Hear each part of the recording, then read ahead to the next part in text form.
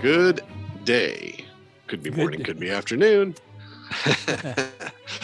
And welcome to Natural Health Dialogue. You are in for a treat today, as always, here with naturopathic Dr. Randy Lee. And today we're going to, I had no idea there was a healthy way to cook and perhaps a non-healthy way to cook, but Randy's going to teach us some stuff about that today, and you're going to like it. Yeah. What do we got, Randy?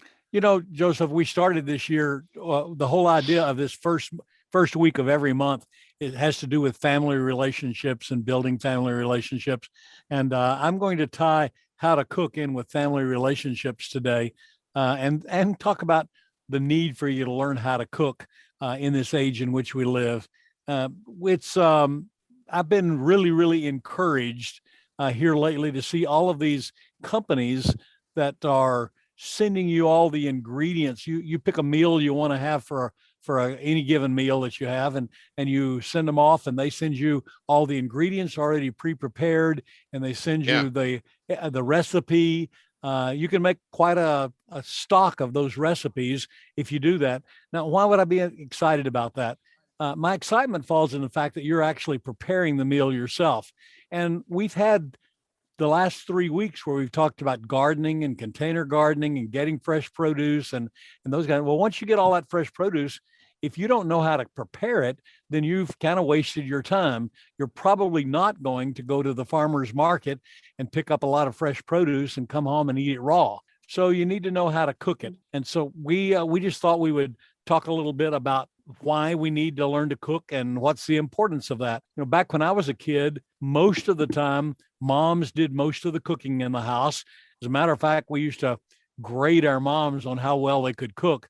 Kids loved to come to my mom's house to have a meal with us because my mom was a phenomenal cook. So, but nowadays, most moms also have a job. We're two-income families now. Right. And so with them having a job, they're away from home, and there's little meal prep time at all. Even if they come home at a time that's convenient for the meal, they may not have the time to prepare the meal before it's bedtime.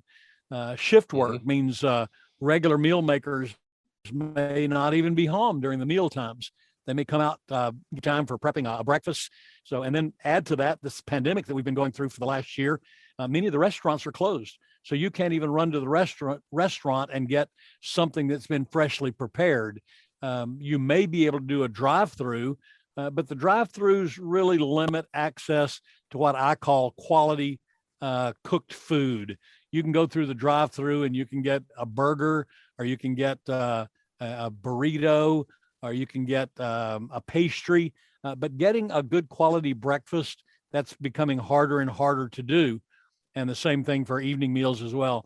Not to count for. I'm assuming you're trying to say that a sausage biscuit for breakfast is not the healthiest thing for me to eat. A sausage biscuit for breakfast may be okay every once in a while as a break, but think about all of the non-nutritive things that are in that sausage biscuit. I don't want to think about it. Yeah, I don't want to think about it, Randy. And if you're doing it every day, you're certainly not adding any health to your, and then we're talking about families here as well. Are you going to grab a bag of biscuits and go home and serve those every day to your family for a given meal, or a bag of burgers? Right. And everybody goes home and sit down and you have a bag of burgers. There's just not a lot of quality nutrition that's in there. So again, the answer to that is learn how to cook. Now, I got to thinking, if you're going to learn how to cook and you've never cooked before, what's step one? You've got the ingredients, like these mail-in meals, but then you need a recipe. And so you got to learn how to read that recipe. You got to know what's in there and how to use it. The kinds of tools that you're going to need are very few. You need some measuring spoons. You need a few cooking pans. May need a few other cooking utensils, a stove or something to cook on. And then the big thing is the desire to learn, for whatever reason that may be. If you don't have the desire to learn to cook, you'll never be good at it. You may muddle through and it may be edible, but it'll never be that quality cooking that you see the people on the food networks that just throw together because they've been doing it for years and years and they know what foods go together. You cook enough quality recipes and you'll get to where you can do those recipes almost blindfolded. They get to be really good meals that you use. I've So kind of then, evolved in my cooking philosophy as a dad. Didn't used to have one, just have it all cooked for me. But then I found there was value in having a few specialty meals that dad does that everybody likes. Plus, I like hearing everybody likes, and they look forward to them. yeah, Like my smoked paprika fries. there you go. My big meal is I always cook breakfast. I have most of our married life. I've been the one to cook breakfast, and I can cook a pretty good breakfast, and I can give you a lot of variety in that breakfast as well. So yeah, learn to do some of those things. The I'm next coming over to question your is house. then yeah, come on down any old time. Where do you get the recipes? Well, a lot of good recipe books. I encourage people to go back to their families, back when families actually did most of the cooking at home. Find out what recipe books are there. They're probably earmarked with the ones that your mom or your dad said, this is one that we use and I could get to it quicker if I just dog ear it or something. So look for those kinds of things that are in your family history. Also, you can ask your friends what are their favorite meals. Most of them will have recipes that they've used that they can pass off to you as well. And if you've eaten with your friends and you know how they eat, you may very much like to have some of their recipes. There are also, in this day and age, a phenomenal number of recipe websites.